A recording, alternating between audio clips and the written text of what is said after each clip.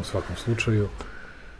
Razgovarao sa mnogim afričkim liderima, sa mnogim azijskim liderima, posebno iz centralne Azije, ne računajući, naravno, sa Aleksandrom Lukašenkom, ali je razgovarao iz Evrope, ali iz centralne Azije i sa, pre svega sa mojim uzbekistanskim prijateljem, predsjednikom Mirzijojevim, ali i mnogim drugima i verujem da sutra svi željno iščekuju paradu pobede. Razgovarao sa predsjednikom Dodikom, naravno, koji je bio tu i zaboravih zamalo da kažem sa predsjednikom Miguel Canel Diazom, predsjednikom Kube. I sutra, posle parade, nas očekuje najvažniji sastanci, dakle, ujutro parada,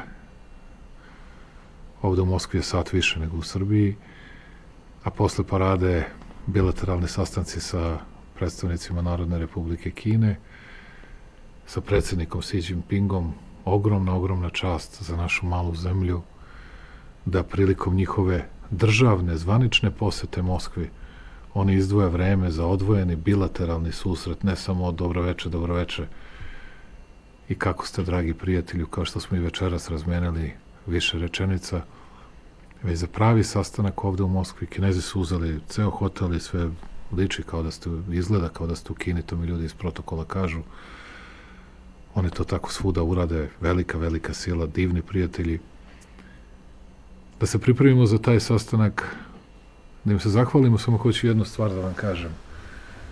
Da biste znali o kakvim je prijateljima reč. I hoću da kažem onima koji nisu umeli da cene to što Kina radi za nas ili naše prijateljstvo sa Kinom.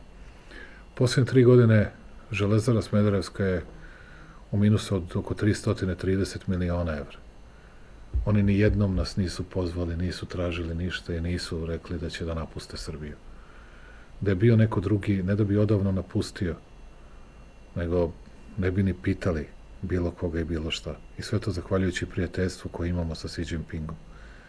I hoću da to ljudi u Smederevu barem znaju. I Železara nam je drugi izvoznik u ovom trenutku.